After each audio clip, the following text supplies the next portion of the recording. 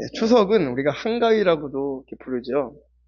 네, 추석 즈음에는 대부분의 이제 곡식이나 과일들이 아직 익지 않은 상태인데 추수를 하기 전에 이제 뭐 농사의 중요 고비를 넘겼을 때 미리 곡식을 걷어서 조상들에게 제사를 하거나 풍년을 기원하는 것이 추석의 본 의미입니다.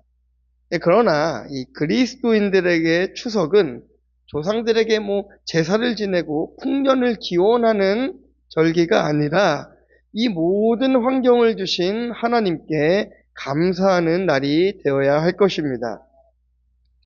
그래서 어쩌면 우리들에게 있어서 이 추석이 몇 가지의 불편함을 주기도 해요. 이렇게 뭐 믿지 않는 가정에서는 제사의 문제가 있을 수 있겠죠. 그리고 형편이 좀 어려운 분들은, 경제적으로 어려움이 있는 분들은 또 가족들과의 만남이 썩 이렇게 반갑지만은 않기도 하죠. 그래서 그 자리를 고의로 이렇게 뭐 피하기도 합니다. 추석을 앞두고 이런저런 고민들이 많을 것이고 생각이 많아지기는 하는데 걱정은 하면 할수록 커져만 가고 해결 방법은 잘 보이지가 않으실 거예요. 내가 어디 추석뿐이겠습니까? 우리 걱정은 평소에도 ing입니다. 진행형이에요. 그럼 어떤 걱정들이 있으시죠? 뭐 대출금 갚아야 되는 문제, 자녀의 입시 문제, 결혼 문제, 경제적인 어려움, 또 뭐가 있습니까? 뭐 직장에서 승급 문제, 다들 한 가지씩 문제를 가지고 살아갑니다. 해결되지 않는 이런 걱정거리들이 우리 삶에 계속해서 일어나고 있다는 것이에요. 그래서 최근 저의 이 설교를 들으시다 보면 자연스레 생기는 의문들이 한 가지씩 있을 것입니다. 늘 뭔가를 자꾸 포기하라고 그래요. 그러니까 뭐 교회 부흥도 포기해라, 뭐 성장도 포기해라, 죄인 힘을 봅시다, 회개합시다, 변화합시다, 큐티합시다, 말씀 봅시다. 도무지 이해할 수 없는 분들도 아마 계실 것입니다. 그런데 이상하죠. 자꾸 포기하자, 죄인임을 보자라고 하는데, 자꾸 변화하자라고 하는데, 왜 성도님들은 그 메시지를 듣고 목사님 위로받았습니다. 소망이 생겼습니다. 힘이 됩니다. 왜 그러실까요? 여러분 다 비정상으로 변하셨습니까? 고난당하라고 하는데 왜 이렇게 좋아하시고 망할 거라고 하는데 왜 이렇게 힘을 얻으시는지 이상해요. 왜 그럴까요? 우리가 먼저 해야 될 것이 무엇인지를 발견했기 때문인 것이에요. 오늘 본문은 우리가 너무나 잘 아는 말씀입니다. 먼저 해야 될 것이 무엇인가, 그리고 그에 따른 결론이 무엇인가, 이 부분을 잘 나타내주는 말씀이기도 합니다. 그 말씀을 통해서 진짜 복이 되고 위로가 되어지는 시간이 되기를 주님의 이름으로 축원합니다. 첫 번째는 먼저 구해야 되는 것이 있습니다. 우리 33절 함께 봉독하도록 하겠습니다. 시작.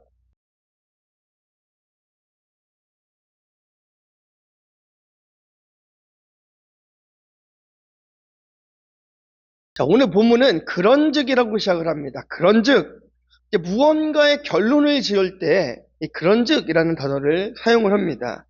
어떤 말씀의 결론인가 하면은요, 그 앞에 나오는 31절, 32절 말씀에 대한 결론입니다. 우리 31절, 32절 말씀 함께 보시겠습니다. 시작. 그러므로 염려하여 이르기를 무엇을 먹을까, 무엇을 마실까, 무엇을 입을까 하지 말라. 이는 다 이방인들이 구하는 것이라. 너희 하늘 아버지께서 이 모든 것이 너에게 있어야 할 줄을 아시느니라. 아멘. 그러니까 바로 이 말씀의 결론으로서 오늘의 본문이 시작됩니다. 그러니까 우리가 늘 걱정하는 것, 무엇을 먹을까, 무엇을 마실까, 무엇을 입을까에 대한 다 걱정들이에요. 의식주의 문제라고 말씀드릴 수 있겠죠. 또 다른 말로는 우리가 이 문제를 현실적인 문제다라고 표현하기도 합니다. 그런데 진짜 큰 문제는 예수님께서는 이것들이 전부 다 이방인들이 구하는 것이다 라고 정의하고 계신다는 거예요. 이방인들이 구하는 것이다 라는 것을 원문으로 보니까요, 좀 충격적입니다. 두 가지 의미가 있는데요. 첫 번째는 하나님을 아버지로 모시지 않는 자들이 구하는 것이다 라는 의미고요. 또 한 가지는 물질적인 것들을 초월한 신앙적 자세를 가지고 있지 않기 때문에 늘 세상적 염려와 근심에 빠져 살고 있다라는 원문적 해석이 있습니다. 자, 이렇게 말씀드리면 극단적으로는 아니 그러면 이 의식주의 문제가 우리가 살아가는데 가장 필요한 것인데 이런 것을 구하지 않으면 도대체 뭘 구하라는 것입니까? 이렇게 반문하는 분들이 계실 수 있어요. 이제 그런 분들은 그 뒤에 말씀을 또 잘 보셔야 됩니다. 너희 하늘 아버지께서 이 모든 것이 너희에게 있어야 할 줄을 어떻다고요? 아신다라고 하고 계십니다. 아신다. 다 알고 계신다라는 거예요. 하나님께서 우리가 경제적인 어려움으로 신음하는 것, 질병의 문제로 신음하는 것, 여러 가지 문제를 가지고 살아가는 모든 것을 모르시는 것이 아니라 알고 계신다라는 거예요. 제가 예전에 그 과외를 하던 한 학생이 있었습니다. 공부를 너무 안 해요. 근데 이 친구에게 제가 시험 성적이 오르면 선생님이 맛있는 거를 사주겠다. 고기를 사주겠다. 이렇게 제가 꼬였습니다. 이 친구가 이제 덥석 무는 거예요. 근데 문제는 뭐냐면 그 다음날부터 볼 때마다 선생님 고기는 언제 먹어요? 선생님 고기는 언제 먹어요? 제가 뭐라고 할게요? 먼저 성적부터 보고 한번 다시 얘기하자. 그 친구가 해야 될 일은 먼저 자신의 성적을 올리고 저에게 고기를 요구하는 것이었습니다. 설령 그 친구가 성적이 조금 떨어졌거나 같았다 하더라도 정말 최선을 다해서 공부했다면 저는 아마 그 친구에게 고기를 사두었겠죠. 의도가 무엇입니까? 올리라는 거잖아요. 공부를 하라는 거잖아요. 성적을 올리라는 거잖아요. 내가 절대로 너를 고기를 사주지 않겠다라고 제가 선언하는 게 아닙니다. 그 비싼 고기를 내가 널 사줄 이유가 없어. 이렇게 말하는 것이 아니라 열심히 해서 우리 다 함께 잘 살아보자. 한번 성적을 올려보자. 이것을 이야기하고 있는 거예요. 그러니까 하나님께서는 우리가 염려하고 있는 모든 필요를 다 알고 계신다라고 말씀하시잖아요. 그런데 그에 앞서 먼저 해야 될 것이 있다. 이것을 말씀하시는 게 오늘 33절의 말씀입니다. 자, 먼저 해야 되는 것이 무엇이라고 얘기하고 있습니까? 그의 나라와 그의 의를 구하라. 어렵게 우리가 이것을 신학적으로 접근하지 않아도 그의 나라와 의를 구하는 것이 무엇인지 쉽게 접근할 수 있습니다. 내 의식주의 문제보다 하나님과의 문제, 하나님과의 관계를 먼저 생각하라는 거예요. 어떻게 하면 내가 잘 살 수 있을까? 혹은 어떻게 하면 내 문제가 해결될까? 이것에 집중하는 것이 아니라 어떻게 하면 내 무너진 예배가 회복될까? 내 말씀 생활이 회복될까? 내 신앙이 회복될까? 이것에 집중하라는 거예요. 그러니까 내 삶에 집중해서 하고 있는 기도는 마치 먹을 것만 요구하고 있던 그 과외 학생과 똑같은 것입니다. 그래서 우리는 이 시간에 우리의 기도를 좀 점검해 봐야 돼요. 나는 하나님 앞에 어떤 것을 구하고 있는 것인가? 그것을 한번 집중해서 생각해 봐야 될 필요가 있습니다. 저도 선교사로 오래 살면서 많은 응답을 받았습니다. 여러분, 기도에 응답이 안 된다라고 막 고민하시는 분들은 저기 선교지 가시면 응답 잘 됩니다.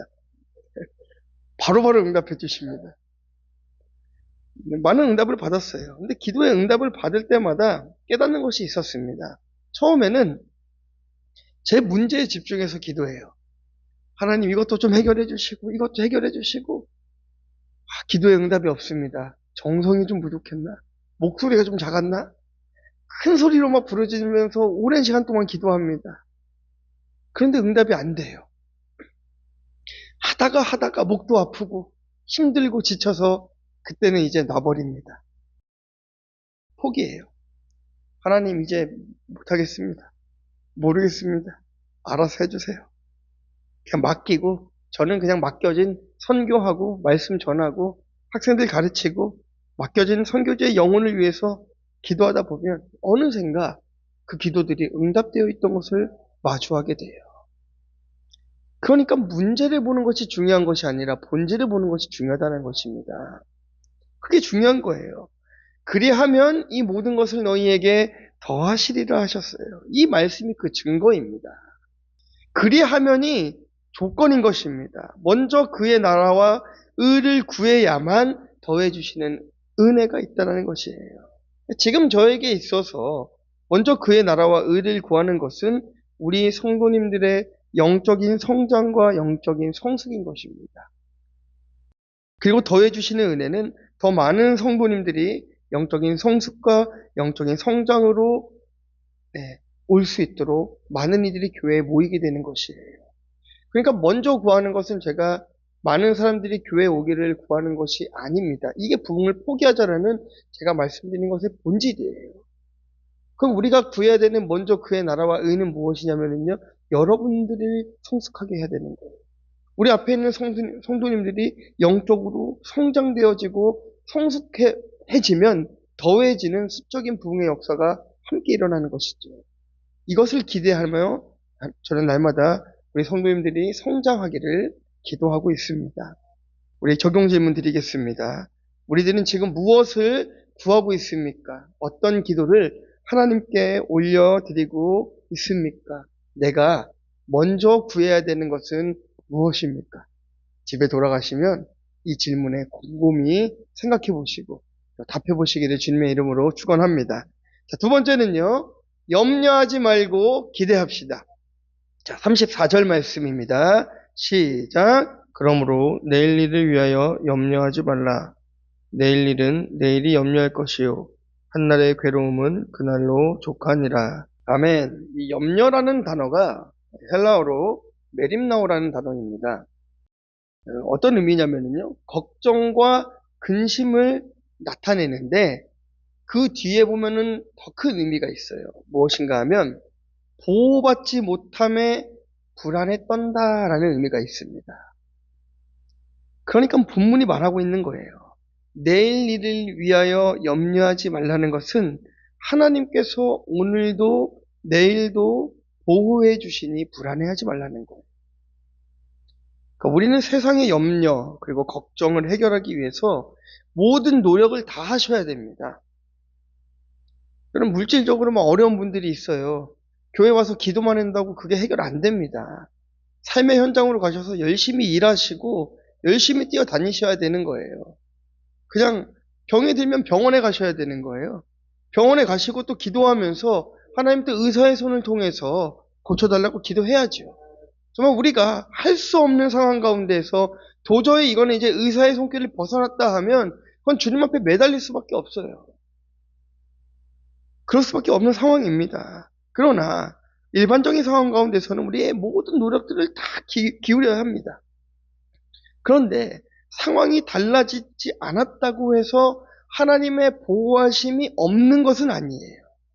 왜냐면은요, 늘 보고 계시고 다 알고 계시는 하나님이시기 때문인 것이에요.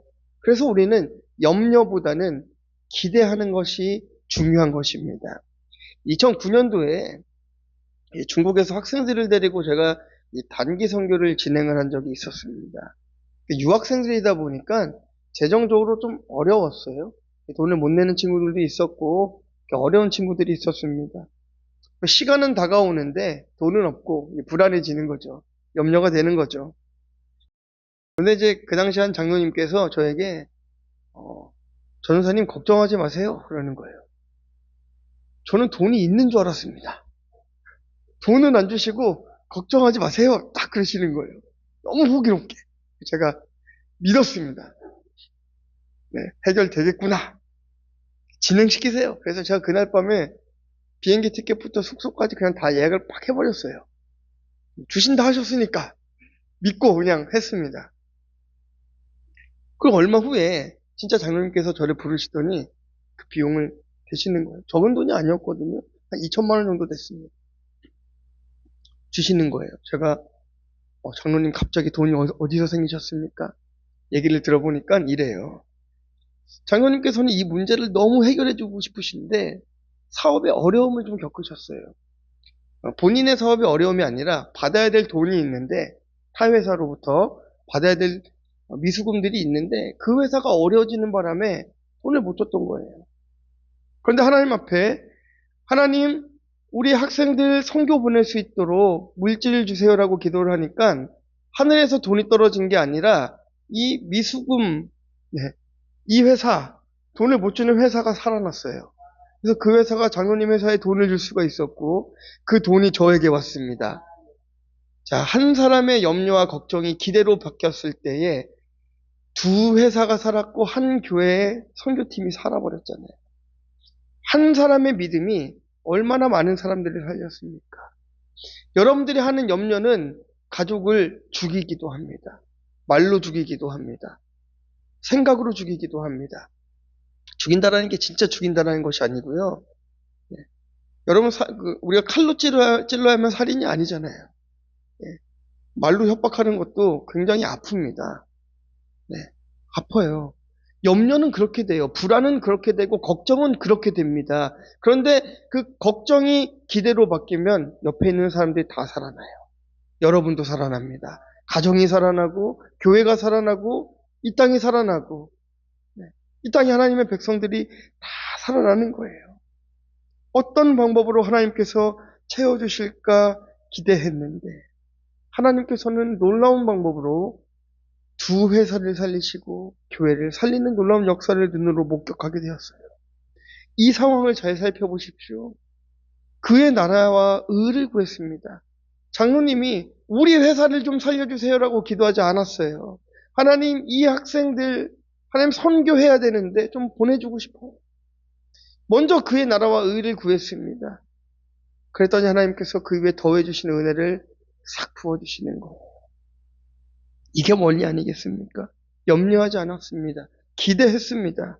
그리고 하나님께서는 이 모든 상황들을 해결해 주셨습니다. 우리가 염려하는 것은 하나님을 향한 불신이 될 수도 있다는 것을 기억해야 돼요. 준비물을 사야 하는 자녀가 아버지 어머니에게 아버지 어머니 내일 준비물을 사야 됩니다. 그러면 부모님께서 알겠어. 내일 준비해 줄게 라고 하는 말에는 내가 준비물을 사줄 돈도 너에게 줄게 라는 말이 다 내포되어 있는 것입니다. 아닙니까? 아버지 내일 제 생일이에요. 근데 저는 로봇 장난감이 갖고 싶어요. 아들아, 네 생일인 거 아빠가 알고 있다. 이 말이 무엇입니까? 생일인 건 알고 있지만 로봇 장난감은 안 사줄 거야. 이런 말입니까? 아니잖아요. 내가 그것도 사줄 거야.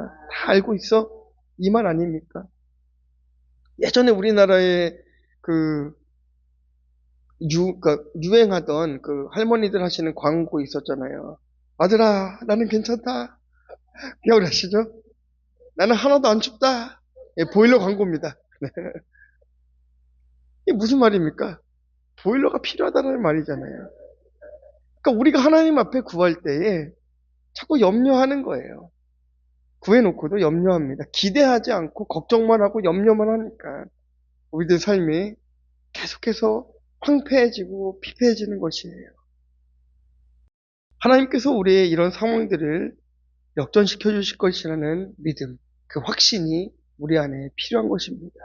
자, 마태복음 8장 23절부터 27절까지의 말씀 함께 보도록 하겠습니다. 배에 오르심에 제자들이 따랐더니 바다에 큰 놀이 일어나 배가 물결에 덮이게 되었을 때 예수께서는 주무시는지라. 그 제자들이 나와 깨우며 이르되 주여 구원하소서, 우리가 죽겠나이다. 예수께서 이르시되 어찌하여 무서워하느냐, 믿음이 작은 자들아 하시고 곧 일어나사 바람과 바다를 꾸짖으시니 아주 잔잔하게 되거늘. 그 사람들이 놀랍게 여겨 이르되 이가 어떤 사람이기에 바람과 바다도 순종하는가 하더라. 아멘. 예수님과 제자들이 한 배를 타고 여정을 떠났습니다. 그런데 큰 파도가 배를 위협했어요. 그때 제자들이 주무시는 예수님을 찾아가서 우리가 죽겠나이다 이렇게 해요. 근데 한번 생각해 보십시오. 이 상황이 누구라도 그럴 수 있는 상황입니다. 우리가 제자들이라 할지라도 그 풍랑을 보고 당연히 두렵죠. 당연히 무섭죠. 배가 뒤집어질 것만 같고 우리가 죽을 것만 같고 누구라도 위협을 느낄 수 있을 만한 상황이라고 생각되는 지점에서, 장면에서 예수님은 오히려 뭐라고 하십니까? 어찌하여 무서워하느냐? 이 믿음이 작은 자들아. 꾸짖으십니다. 그리고 바다를 꾸짖고 바다가 잔잔해집니다. 무슨 말씀을 하고 계신 거예요? 왜 염려하냐는 거예요. 내가 함께 있는데 왜 염려하냐는 거예요. 반문하시는 것입니다. 우리도 늘 이 염려의 죄들을 범하며 살아가는 거예요. 조금만 상황이 어려워지면 이거 어떻게 해결할 거냐 다그치고, 기도의 자리로 가기 전에 이미 우리는 성질나고 화내고 불안하다 다 지쳐버립니다. 난리가 나요. 벌어지지 않은 상황들이 이미 다 벌어져 있어요. 얼마 전에 제 친구가 이제 전화가 왔습니다. 전화가 왔는데, 그게 조금 이제 높은 곳에서, 높은 곳도 아니에요. 운동하다가 살짝 이제 발을 이제 삐었답니다.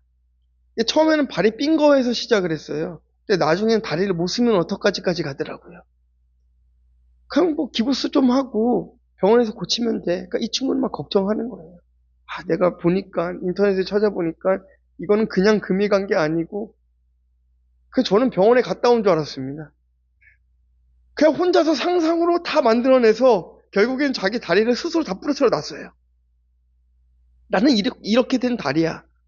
그러고 보니까 그때부터 다리가 막 아프기 시작하더라는 거예요. 제가 얘기했습니다. 괜찮아.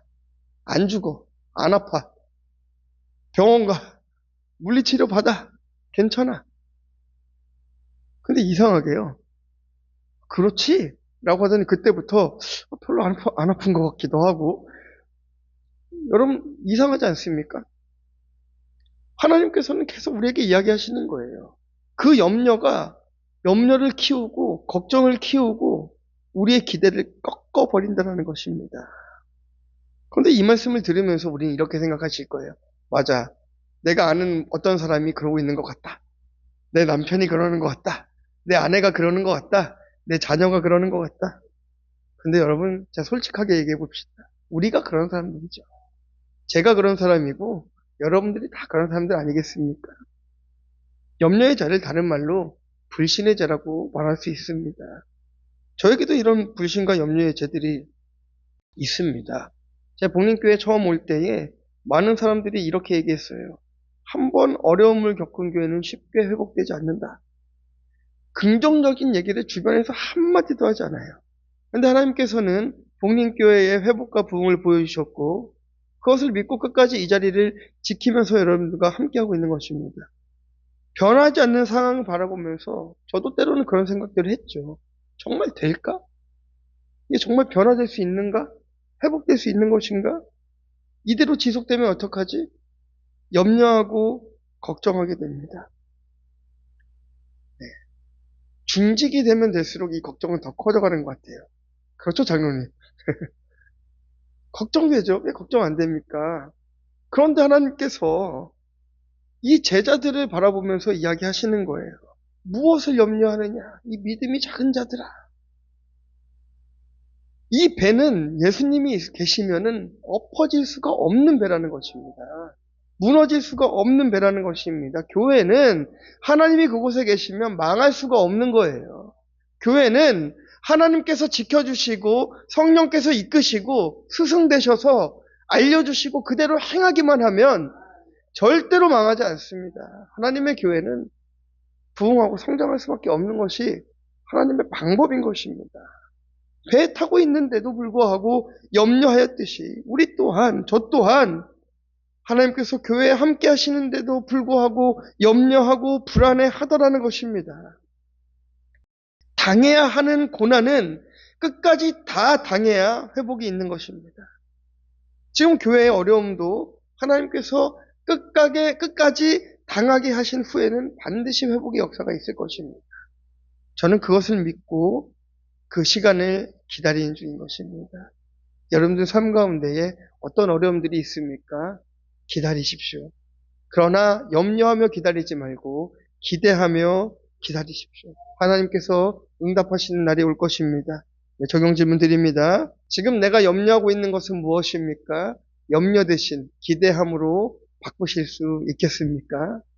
우리 세 번째입니다. 모든 것을 너희에게 더하시리라 하십니다.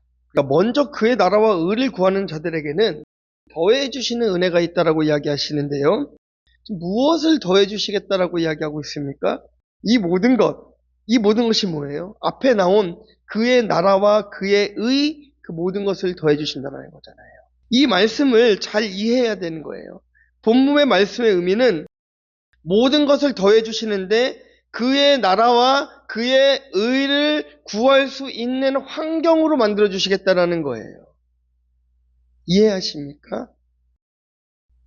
그러니까 물질을 위해서 기도하시는 분들은 내 사업을 위하여서, 내가 아파트 사기 위해서, 내가 뭐 차 한 대 좋은 거 사기 위해서 기도하는 것보다 물질의 응답을 더 빠르게 구할 수 있는 것은 하나님의 나라와 그의 의를 먼저 돌아보는 거예요. 이거를 관점을 바꾸셔야 됩니다. 관점을 바꾸셔야 됩니다. 이스라엘 백성들이 출애굽할 때에 애굽에서 나오는 것만으로도 너무나 큰 은혜였습니다. 그런데 하나님께서 그들에게 먹을 것을 주시고 길을 인도해 주시고 땅을 주시고 더해 주시는 은혜가 있었어요. 다윗이 골리앗을 이겼습니다. 자, 그를 세워 왕으로 더해 주시는 은혜가 있었습니다. 솔로몬이 아버지를 이어서 왕이 되었지만 사람들로부터 인정받지 못했습니다. 그런데 지혜를 더해 주셨습니다. 아브라함이 하나님 앞에 믿음으로 이삭을 드리고 말씀에 순종했습니다.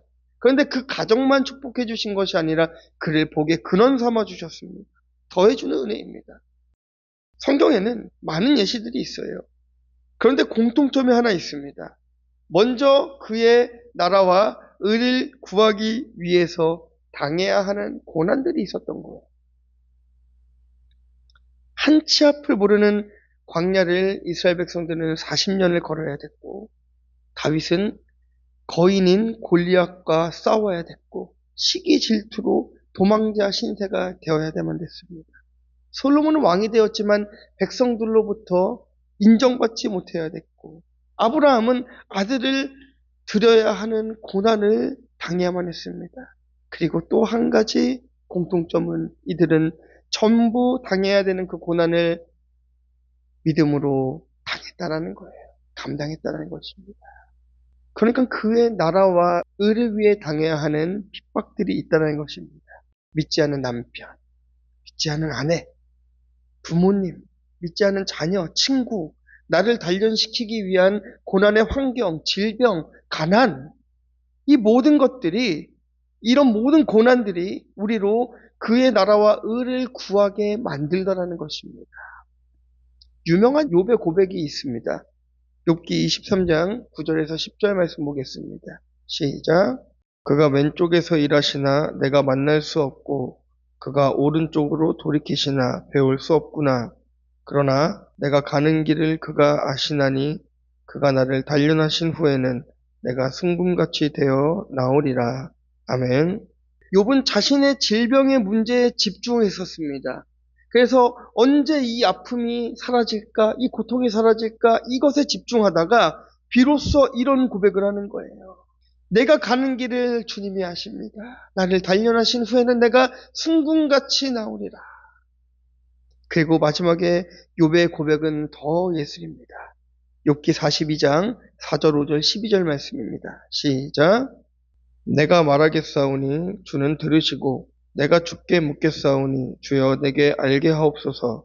내가 주께 대하여 귀로 듣기만 하였사오나 이제는 눈으로 주를 배움나이다. 여호와께서 욥의 말년에 욥에게 처음보다 더 복을 주시니 그가 양 14,000과 낙타 6,000과 소 1,000결이와 암나귀 1,000을 두었고. 아멘. 욥의 이런 환경이 욥을 그의 나라와 의를 구하게 만들었다라는 거예요. 욥이 고난당했기 때문에 하나님의 은혜를 알았습니다. 욥이 고난당했고 그 병을 얻었기 때문에 스스로 해결할 수 없음을 하나님 앞에 인정한 거예요.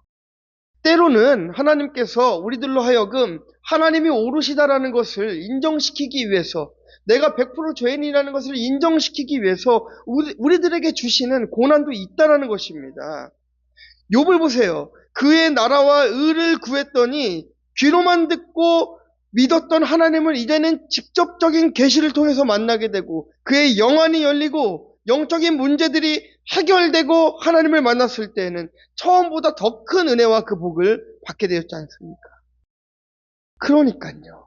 먼저 그의 나라와 의를 구하라. 그리하면 너희에게 더해 주시리라고 이야기하니까 우리는 우리가 마땅히 당해야 되는 고난은 다 피하려고 하는 거예요. 싹 다 빼버리고 그냥 복만 취하겠다라는 거예요. 고난 없는 영광이 없습니다. 십자가 없는 영광이 없습니다. 사랑하는 성도 여러분, 우리는 이 더해 주시는 은혜에 가려져서 먼저 그의 나라와 의를 구하라는 것에 집중하지 못하고 살아갈 때가 너무 많이 있습니다. 이제는 그의 나라와 의를 구하는 것에 조금 더 집중해야 될 줄 믿습니다. 그리고 바른 것을 구하기 위해서 당해야 되는 고난들이 있습니다. 중간에 포기하면 영광을 보지 못합니다. 얼마 전 이 손흥민 선수가 어떻게 훈련을 해왔는지 이 과정들을 이렇게 엿보는 영상이 있어서 제가 잠시 봤습니다. 대단합니다. 슈팅을 어마무시하게 하고요. 아버지가 기본기 훈련을 정말 말도 안 되게 시킵니다. 리프팅을 하면서, 볼리프팅을 하면서 운동장을 걷는 거예요. 떨어지면 또 처음부터 다시 가가지고 다시 시킵니다. 왼발, 오른발, 헤딩으로, 무릎으로. 가능합니까? 불가능합니까? 불가능해 보였어요. 그런데 그게 하루, 이틀, 3일, 열흘, 1년, 2년, 3년 시간이 지나다 보니까 어떻게 됐습니까? 세계적인 선수가 되었어요. 그가 당해야 하는 고난과 그 힘든 일들을 감당하고 끝까지 견뎠더니 그가 월드스타가 되었습니다. 중간에 포기하면 영광을 보지 않아요. 볼 수가 없습니다. 해결이 되지 않습니다. 우리가 구원을 위해서 당해야 하는 고난이라면 끝까지 당하면서 회복을 기다립시다. 먼저 그의 나라와 영광을 구하기 위해 당해야 되는 고난이라고 한다면 묵묵히 감당합시다. 그 끝은 더해주시는 은혜가 기다릴 것입니다. 그러니까 제가 늘 얘기합니다. 그렇게 저에게 너의 교회는 회복되기가 어려워, 부흥하기가 어려워라고 말씀하시는 분들에게 제가 입버릇처럼 얘기하는 것들이 있어요. 그러니까요, 목사님, 이 이야기를 우리가 10년 뒤에 다시 해봅시다. 그리고 우리 교회를 그때 평가해 주세요라고 얘기해요. 확신이 있는 거예요. 자신이 있는 거예요. 제가 뭘 잘하겠다라는 자신이 아닙니다. 여러분들은 뭐 잘 양육시키겠다, 잘 교육할 수 있다, 제 머릿속에 든 게 많아서 무슨 프로그램을 잘할 수 있다, 이런 말이 아니고 하나님께서 말씀하신 것이니까 더해주신 그 은혜가 교회에 분명히 있을 것을 믿으니까요. 염려를 하는 것이 아니라 10년을 더 기대할 수 있다는 것입니다. 여러분 자신 있게 얘기하세요. 너네 집은 왜 이렇게 가난해? 얘기하세요. 하나님께 의를 구하고 그의 영광을 구하고 난 뒤에 사람들에게 얘기하세요. 5년 뒤에 봅시다. 딱 당당하게 얘기하시는 거예요. 너는 도대체 그리스도인이라고 하면서 문제가 왜 이렇게 해결이 안 돼? 하나님 앞에 먼저 그의 나라와 의를 구한 다음에 찾아가서 얘기하세요. 3년 뒤에 봅시다. 자신 있게 얘기하세요. 왜 용기가 없으십니까? 왜 기대하지 못하십니까? 왜 이렇게 염려하십니까? 불안하십니까? 이해는 합니다. 그게 현실이니까요. 그러나 현실을 뛰어넘는 분이 하나님이십니다. 우리가 그것을 믿어야 될 줄 믿습니다. 네, 적용 질문 드리겠습니다. 그의 나라와 의를 구하기 위해서 우리가 감당해야 할 고난은 무엇입니까? 다 한 가지씩 있으실 거예요. 이제 추석이니까 여러분들에게 제가 감당해야 될 고난을 하나씩 드리겠습니다. 가서 믿지 않는 가족들에게 복음을 전하십시오. 그게 여러분들이 오늘 감당해야 될 사명입니다. 그게 고난입니다. 좋은 소리 못 들으실 거예요. 그래서 고난이에요. 하지만 그 고난 끝까지 당하시고 끝까지 복음을 전하시기를 주님의 이름으로 축원합니다. 결론입니다. 먼저 구해야 될 것이 무엇인지 우리가 알아야 합니다. 그리고 구했다면 염려하지 않고 기대하며 기다려야 됩니다. 그러면 더해주시는 그 은혜를 누리게 될 것입니다. 제가 이 말씀을 준비하면서 얼마나 설렜겠습니까? 제가 이 말씀 3주를 준비했습니다. 막 신학적인 내용이 있는 것도 아닌데 왜 이렇게 오랫동안 이것들을 보고 생각했냐면요. 재밌잖아요. 아, 그렇지. 하나님께서 나에게 이렇게 약속하셨지. 막 생각하면 즐겁잖아요. 아, 회복시켜 주시겠구나. 그때가 언제일까? 기대가 되잖아요. 네. 그러다가도 현실을 보면 또, 되나? 이게 우리의 한계예요. 그렇지만 하나님께서 오늘 우리들에게 말씀하십니다. 여러분 반드시 좀 기억해 주셨으면 좋겠습니다. 당해야 되는 고난이라면 끝까지 당하셔야 됩니다. 도망가지 마세요. 피하지 마세요. 끝까지 당하십시오. 그러면 하나님의 영광을 보는 그날이 올 것입니다. 이 시간 우리 함께 기도하기 원합니다. 하나님 앞에 기도할 때는요, 하나님, 내 안에 있는 어떤 염려들이 있습니까? 내가 그의 나라와 의를 구하기보다 그 내 뜻을 구하는 것이 무엇이 있습니까? 이제는 하나님 나라와 그 의를 구하면서 기대하는 삶을 살아가게 하여 주시옵소서. 우리 함께 통성으로 주님 앞에 기도하도록 하겠습니다. 하나님 감사합니다.